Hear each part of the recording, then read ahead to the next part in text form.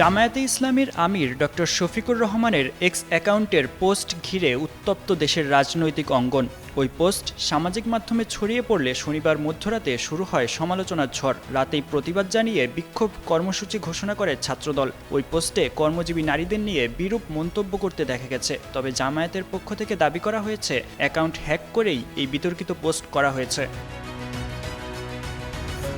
দলটির সহকারী secretary general এবং কেন্দ্রীয় প্রচার ও মিডিয়া বিভাগের প্রধান অ্যাডভোকেট এহসানুল মাহবুব জুবায়ের বিষয়টি নিয়ে বলেন, বাংলাদেশ জামায়াতে ইসলামীর কেন্দ্রীয় ক্যাম্পেইন টিম নিশ্চিত করেছে সম্প্রতি ডক্টর শফিকুর রহমানের অফিসিয়াল টুইটার হ্যান্ডেল সহ দলের কয়েকজন সিনিয়র নেতার ফেসবুক অ্যাকাউন্টে সাইবার হামলার ঘটনা ঘটেছে।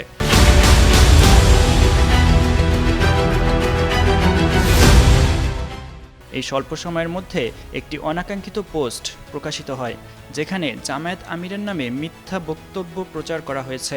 আমরা স্পষ্টভাবে জানাচ্ছি, ওই পোস্ট জামায়াত আমিরের কোনো বক্তব্য, মতামত বা অবস্থানকে প্রতিফলিত করে না। এটি সম্পূর্ণ মিথ্যা ও বিভ্রান্তিকর। আমি এই মিথ্যা তথ্য ছড়ানোর নিন্দা ও প্রতিবাদ জানাচ্ছি।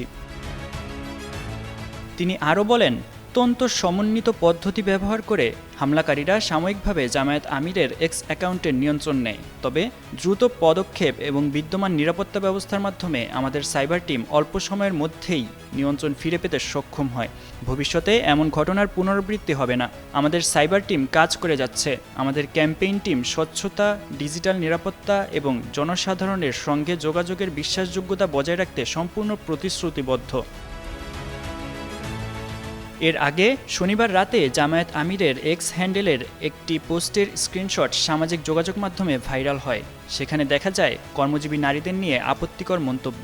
ওই পোস্টে লেখা হয়, নারীদের প্রশ্নে জামায়াতের অবস্থান বিভ্রান্তিকর বা ক্ষমাপ্রার্থী নয়, এটি নীতিগত।